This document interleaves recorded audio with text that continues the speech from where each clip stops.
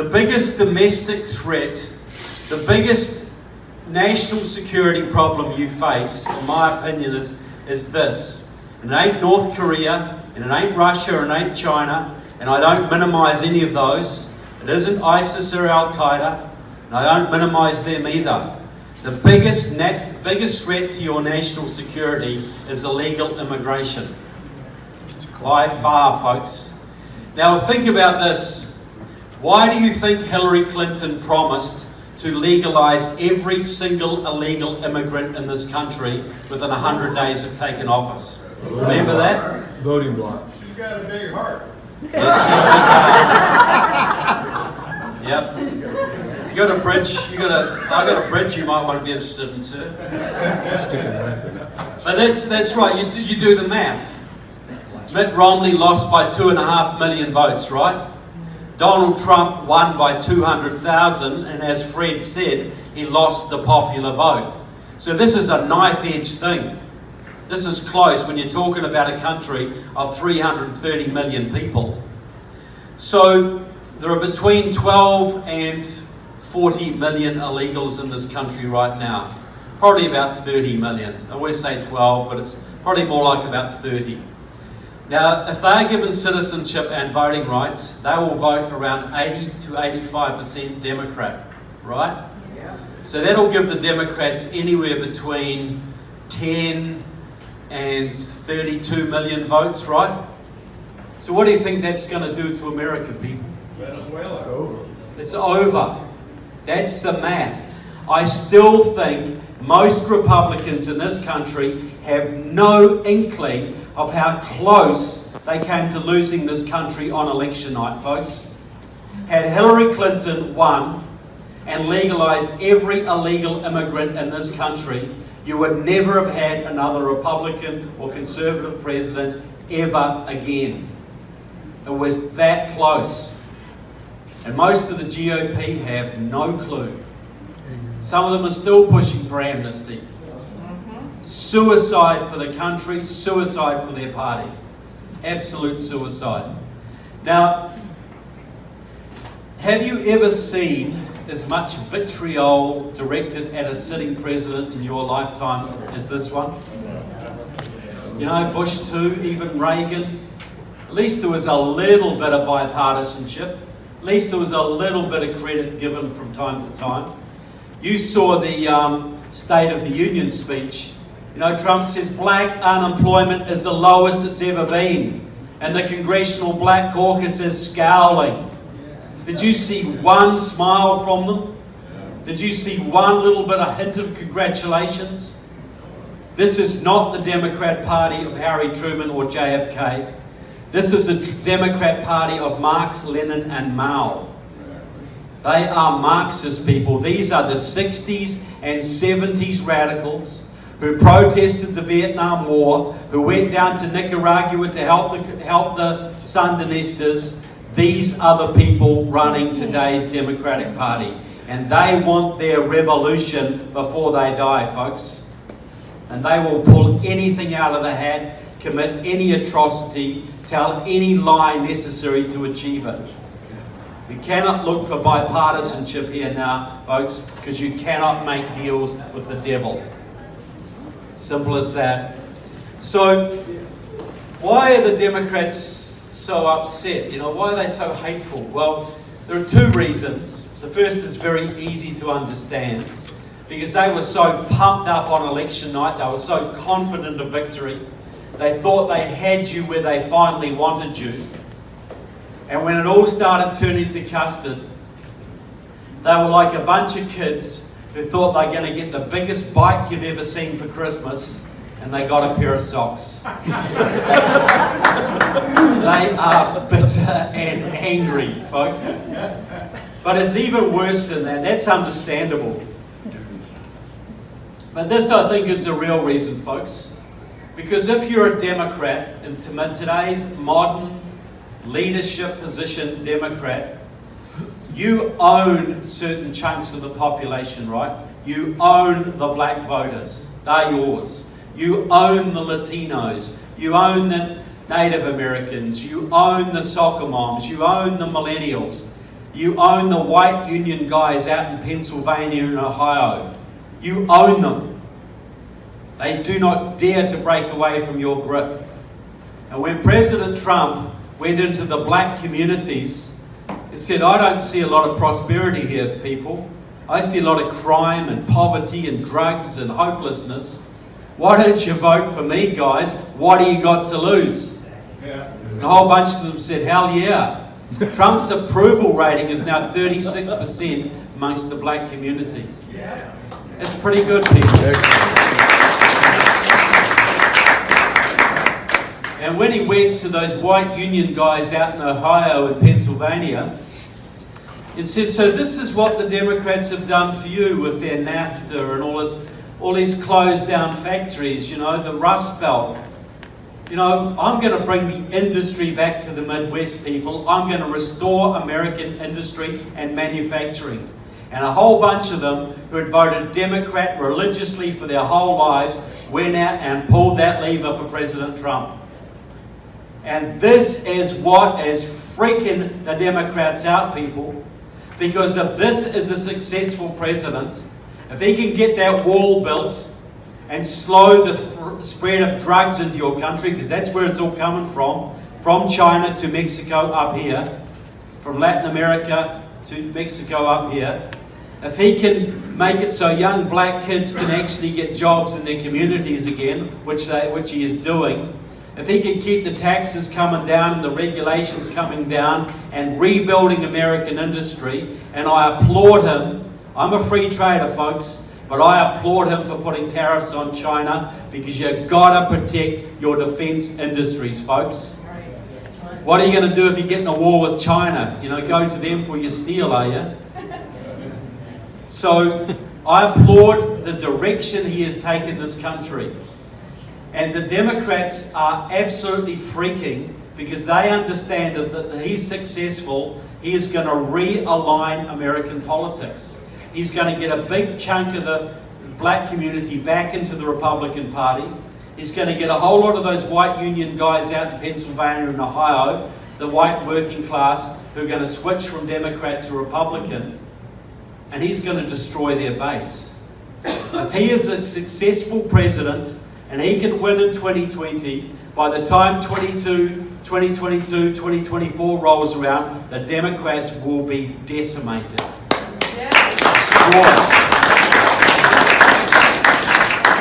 And that is why they are freaking, people, because they understand their survival, their actual survival as a party is at stake. That's the stakes that they see. So this is their plan, people. They have a plan. They always have a plan. This is how they plan to fight back. Their last desperate effort. Now, anybody fought in Vietnam here? Thank you, gentlemen. I'll say that. Thank you very much. Anybody was there when the Tet Offensive was on? Well, the Tet Offensive, as you all would know, was you had the North Vietnamese beat. They were pretty much done. But in 1968, they mounted this last-ditch, absolute offensive on American bases all over South Vietnam. They launched a suicidal wave of attacks against every base they could, and they were absolutely slaughtered. It was a huge military defeat, but it turned the tide of public opinion in America. It turned the tide against the war. Just when you thought you had them beat, they're doing this massive offensive, and the peace movement and the American media says, see, look, we can't beat these guys. What are we wasting American lives for? And that is what turned American public opinion away from supporting the war. Well, the Democrats now are in the middle of their Tet Offensive. They are throwing everything they possibly can at you in one last desperate attempt to turn public opinion away from you, recapture the House and the presidency in 2020, legalize every illegal immigrant they can, and then they've got you. That's their plan. Well, we got to call their bluff, people. This is the time to double down. This is not the time to give up. This is a time to absolutely double down. So the Democrats' plan is this. First is very obvious. You see this all around. Denigrate President Trump, divide his base, criticise, impeach, slow him down, whatever you can to stop him doing what he wants to do. Have you seen this happening, people, by any chance? And it ain't just in the Democrats either. We all know that. The second part is a little more complicated, and you'll see this has been playing out in your state. Now, back in the who remembers the old Jesse Jackson Rainbow Coalition of the 1980s? Okay, the great scamster Jesse Jackson. But he had a very smart idea for a leftist. He said, what you do, you have to unite the minorities into a voting bloc. So he went out with his Rainbow Coalition and he got the progressive whites and the progressive blacks and the progressive Latinos and the progressive gays and the progressive Muslims and the progressive Native Americans, progressive Asian Americans. So he had a white, brown, black, yellow, lavender, red coalition. And that's what their terminology, right? The Rainbow Coalition. And he got 7 million votes in 1988 and came fourth in the Democratic primary. But see, in those days, minorities in this country were roughly 12%. Today, they are 38%. Right? So the Rainbow Coalition strategy is a lot more viable today. So a leading member of the Rainbow Coalition was completely run by Maoist communists. League of Revolutionary Struggle, Line of March, Communist Workers' Party, pro-Chinese communists were the complete backbone of that organisation. And one of them was a young man called Stephen Phillips from Stanford University, very closely associated with the League of Revolutionary Struggle. And he was part of the Rainbow Coalition. He took a whole year off in 1988, worked on the campaign, was a West Coast student organiser for Jesse Jackson. In 1990, the League of Revolutionary Struggle dissolved and they all went into the Democratic Party, about 2,000 of them. Stephen Phillips got married. He married a young woman called Susan Sandler, who was the heiress to a $2.8 billion fortune. It was a big savings and loan in California that sold out to Wachovia and virtually bankrupted Wachovia. It was not a good deal, but they got the money. And that money, half of it went into supporting the left, into candidates, into the Centre for American Progress, into ProPublica and other causes. The Sandlers are big donors. It also went into the Democracy Alliance, which Steve Phillips helped to found.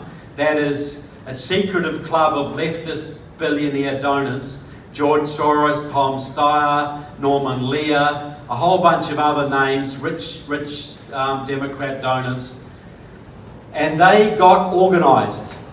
Now, Steve Phillips in 2008 got together with some other Maoists from Stanford University and they raised $10 million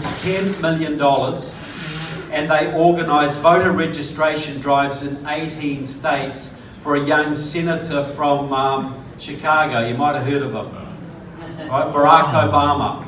There would have been no Barack Obama without Steve Phillips and his money.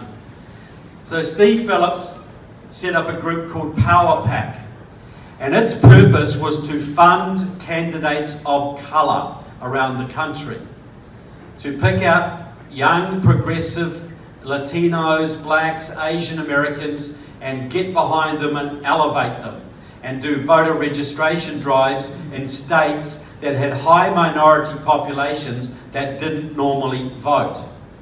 Now, Steve Phillips has the logic. He's got a book called Brown is the New White, endorsed by Barack Obama, endorsed by Nancy Pelosi. It is the blueprint for the Democratic Party now. Because Steve Phillips makes a very simple argument. Democrats, stop wasting your time going for the middle swing voter. Complete waste of time, huge amount of money, you get nowhere. Go for your progressive base. do massive voter registration drives among your black communities, your Latin American, your Asian American communities, Latino communities. They argue, don't try and turn atheists into Catholics, just get the Baptists to go to church. There are millions of what they call low propensity voters, especially in the southern states, black and Latino communities who don't vote. And that's where all their money is going right now. Right now. So Steve Phillips argues that 23% of the electorate are progressives of colour. They will vote, Latino, black, Asian American. 28% of the electorate are white progressives. They will vote Democrat if Adolf Hitler was on the ticket. They wouldn't care. 23 plus 28 is 51%. The new American majority. This is the Rainbow Coalition all over again. Now, Steve Phillips, you remember the Alabama fiasco, right, with Roy Moore? So Roy Moore should have easily won that election, but he got in trouble with the scandals. We're seeing it all happen again with the Kavanaugh nomination. And so Steve Phillips poured about $8 million into that state. They started up what they call the Vote or Die Coalition, and they went into every black community, every Latino and Muslim community in the state. And they signed them all up to vote. Massive voter registration drives, massive get out the vote effort, and they won by 20,000 votes, elected the Democrat. And the head of CARE in Alabama, the Muslim Brotherhood Front, the Council on American Islamic Relations, boasted that they had won the election for Doug Jones because the margin was 20,000 and they signed up 20,000 Alabama Muslims and they all voted for the Democrat. So that was one victory. Now, why do you think Virginia used to be a red state and now it's not? Muslims. Because that's part of it. Because Steve Phillips is working through a group here called New Virginia Majority. It is like an acorn. A lot of the people are ex-acorn. They have orange t-shirts. They work very closely with Terry McAuliffe and the Democrats. And they have signed up approximately 300,000 voters in your state. And they are the ones who work with Terry McAuliffe to get 200,000 felons voting.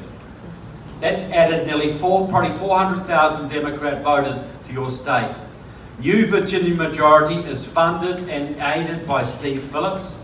The co-director of it serves on one of Steve Phillips' boards. And the leader of it is a man called John Liss, who is a card-carrying member of the Freedom Road Socialist Organisation, a Maoist, communist, pro-Chinese group. And they have flipped this state, people. They have flipped it. And they are using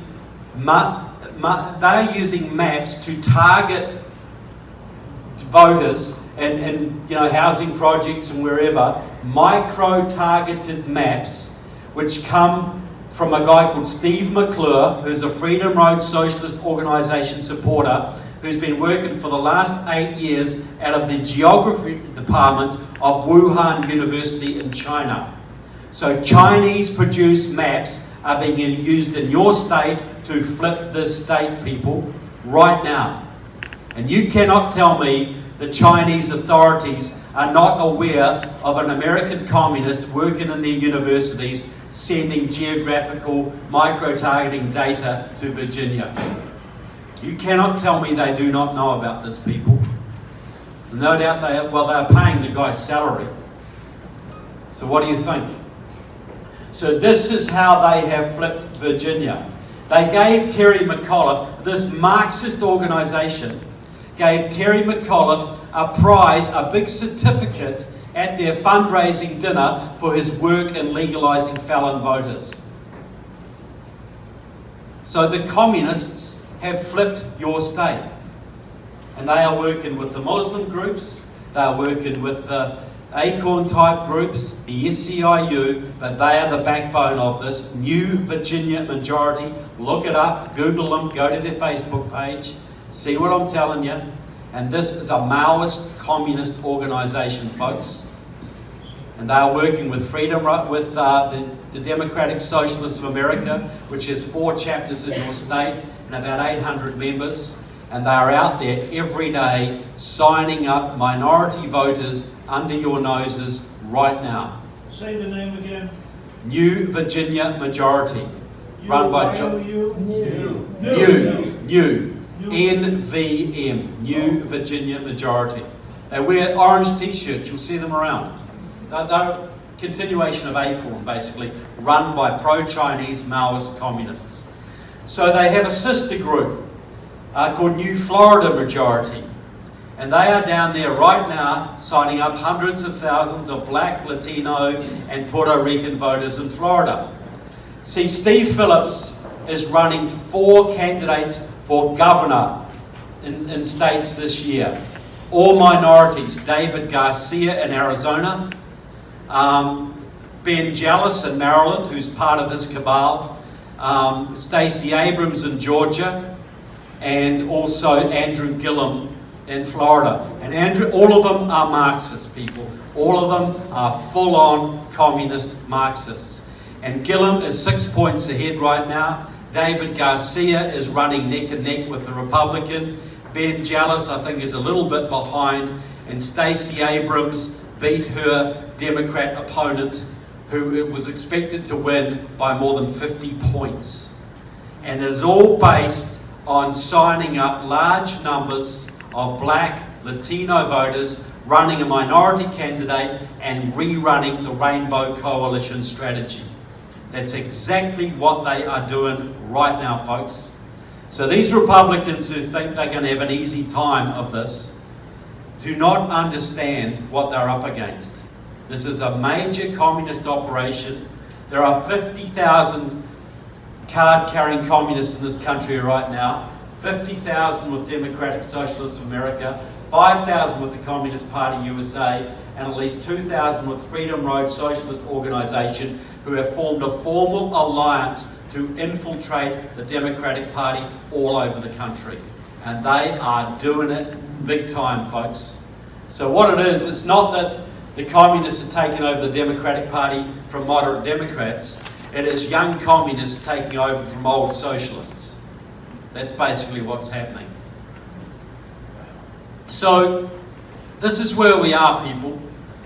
If we lose 2020, we lose 2018, we lose the House, the President gets impeached, the whole process grinds to a halt, and this is, I'm going to tell you right now, who they're going to run in 2020. Because they'll sorry? No, they got it all worked out though. Don't get ahead of me. At Stanford University, Steve Phillips had 2 friends. One of them was a young black football player who is now the senator from New Jersey, Cory Booker. Steve Phillips has completely financed his campaign from start to finish. He is complete protege from this man. I've got a thing that Steve Phillips wrote out. He said, I used to study Mao and Marx and Lenin. Cory Booker is not a full-on communist like us, but we still got to get behind him because he's pretty damn close. Right? This is his message to the other progressives. The other one, he had a little friend who was a real radical, a real communist. She became a top leader in Hillary Clinton's campaign, and her husband, at Steve Phillips' recommendation, was a senior official in the Justice Department under Eric Holder. Her name is Maya Harris. You know her sister, Kamala Harris. Kamala Harris is a complete protege of Steve Phillips. He has funded her career right from the word go. So you've got 2 candidates of colour who are going to be on that ticket. At least one of them will be on that ticket for sure. They're going to run the Rainbow Coalition strategy. They're going to promise amnesty for all the illegals, and they're going to mine the minority votes in every state. And they aim to win with 51, 52, 53% of the vote. Then they're going to legalise every illegal they can, and they're going to open the doors to refugee resettlement from the Middle East. And America is pretty soon like Venezuela. Does this sound a little bit far-fetched, people, or a Right little on bit, target. way too far out there? Right on target. So this is exactly what they're doing. But their weakness is the fact that they didn't count on President Trump. They thought Hillary Clinton was going to finish the job for them. They were so confident and cocky, they took basically the conservative voting base and sane Americans for granted. And they're still taking them for granted. So this is how I see it. If we sit back in the next few weeks, in the next 2 years, and play a bit more golf, and spend more time with the kids and whatever, and just trust to luck that President Trump wins the next election, well, maybe he will, maybe. But if he doesn't and gets impeached, we're going to be facing President Cory Booker or President Kamala Harris in 2020. We're going to be facing a swamping of our voting base we've never seen before.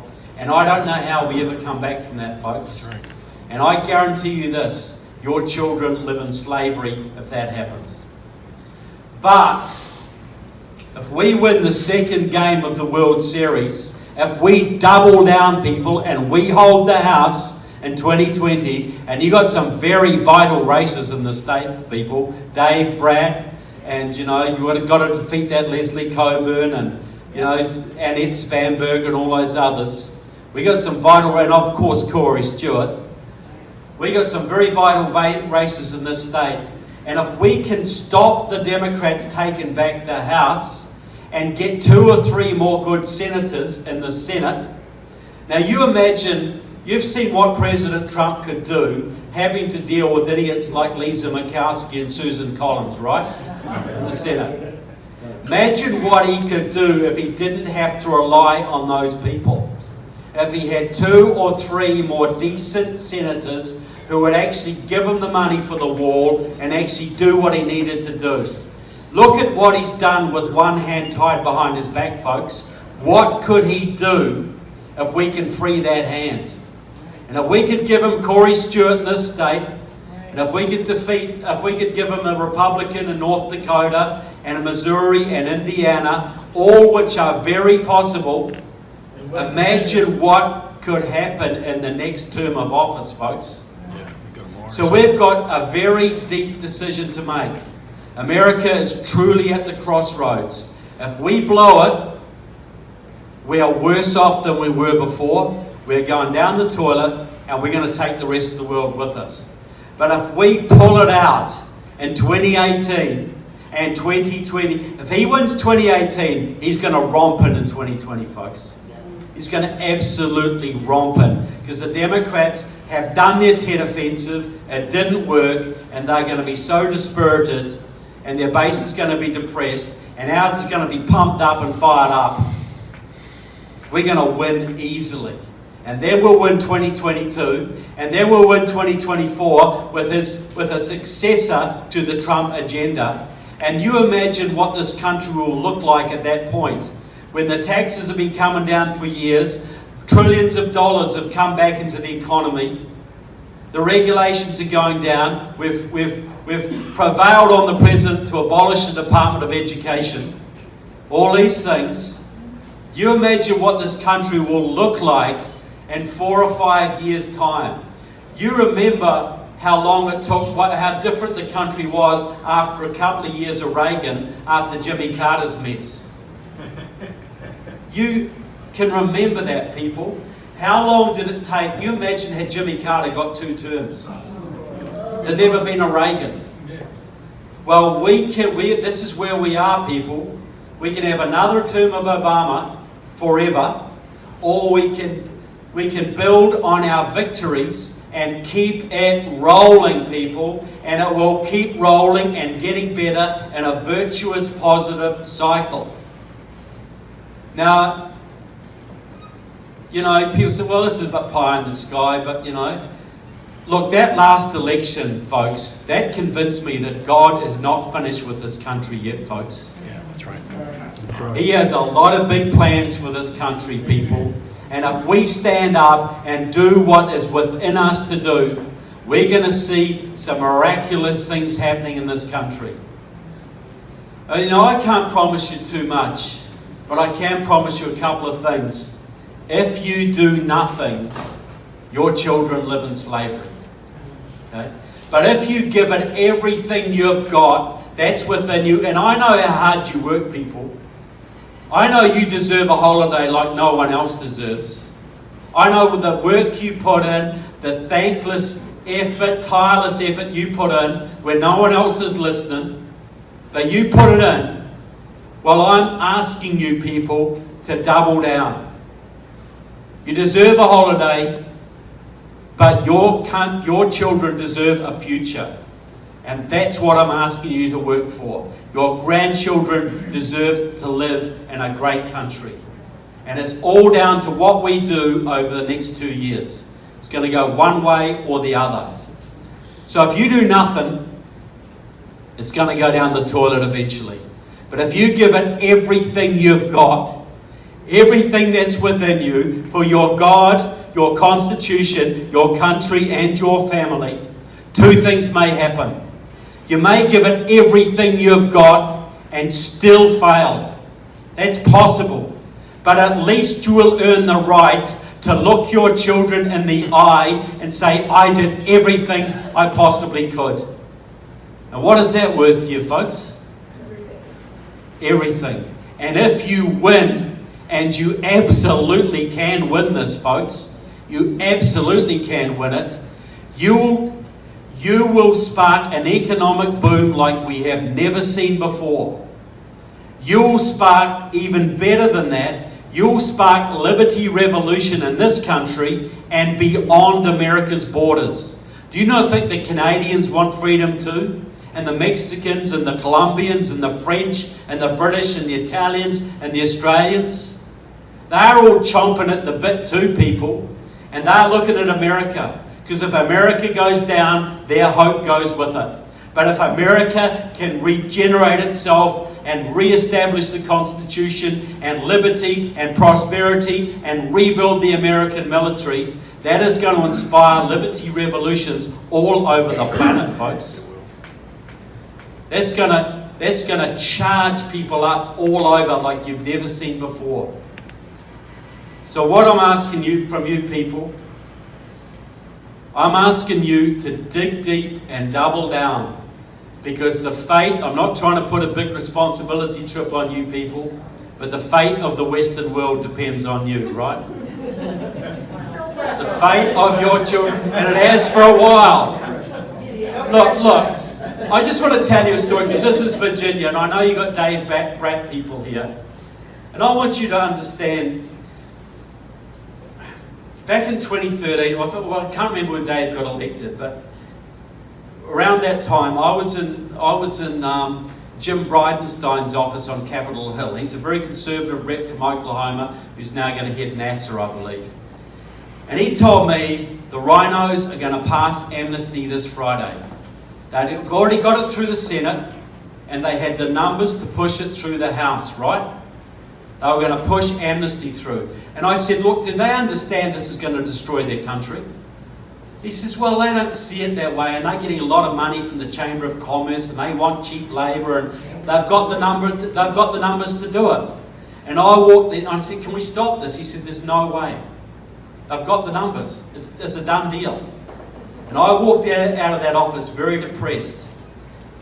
Later that week, a whole bunch of you guys, a couple of hundred Tea Party volunteers with a couple of $100,000, got behind Dave Bratt, and you took out Eric Cantor with his $5 million by